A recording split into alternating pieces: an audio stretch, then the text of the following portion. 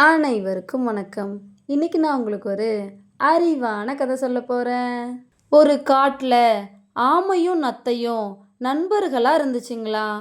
அது ரெண்டுக்கும் ரொம்ப காலமா நம்மளால மற்ற விலங்குகளை மாதிரி வேகமா நடக்கவோ தாவி குதிச்சு ஓடவோ முடியலையே அப்படிங்கிற மனக்குறை இருந்துச்சாம்.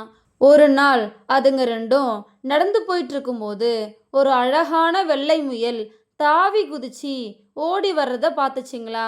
உடனே முயலை இங்க வா அப்படின்னு கூப்பிட்டுச்சிங்களா. முயலும் வந்துச்சாம். முயல் கிட்ட நீ எப்படி இவ்வளோ வேகமா தாவி குதிச்சு ஓடுற அப்படின்னு நத்தை கேட்டுச்சான். அதுக்கு முயல், இது என்ன கேள்வி, உங்களுக்கு இருக்கிற மாதிரி என்னோட முதுகுல கனமான ஓடு இல்லை, அந்த சுமை இல்லாததால நான் வேகமா ஓடுறேன் அப்படின்னு சொல்லிச்சான். உடனே நத்தை, எங்களோட வேக குறைவுக்கு எங்களோட ஓடு தான் காரணமா அப்படின்னு கேட்டுச்சான். முயல் உடனே, ஆமா, உங்களோட ஓடுகளை கழட்டி போட்டுட்டா என்ன போல நீங்களும் வேகமா ஓடலாம்.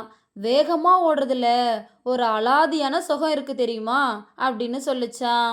ஆமைக்கும் நத்தைக்கும் அந்த இடத்துலையே தங்களோட முதுகுல இருக்கிற ஓட்டை கழட்டி போடணுங்கிற ஆர்வம் வந்துச்சான். ஓட்டை கழட்ட முயற்சி பண்ணும்போது திடீர்னு புதர் மறைவுல இருந்து ஏதோ அசைகிற மாதிரி சத்தம் கேட்டுச்சான். ஆமையும் நத்தையும் ஏதோ ஆபத்து வரப்போகுது அப்படிங்கிறத தெரிஞ்சுக்கிட்டு தங்களோட ஓடுகளை கழற்ற முயற்சியை கைவிட்டுச்சிங்களா. திடீர்னு புதர் மறைவுல இருந்து ஒரு ஓநாய் வெளில வந்து முயலை நோக்கி பாஞ்சுதான்.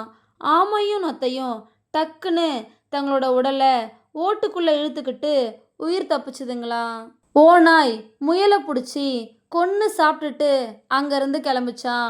கொஞ்ச நேரத்துக்கு அப்புறம் ஓடுகளை விட்டு வெளில வந்த ஆமையும் நத்தையும் முயலோட ரத்தம் தரையில் இருக்கிறத பார்த்து உறைஞ்சி போய் நின்றுச்சிங்களா.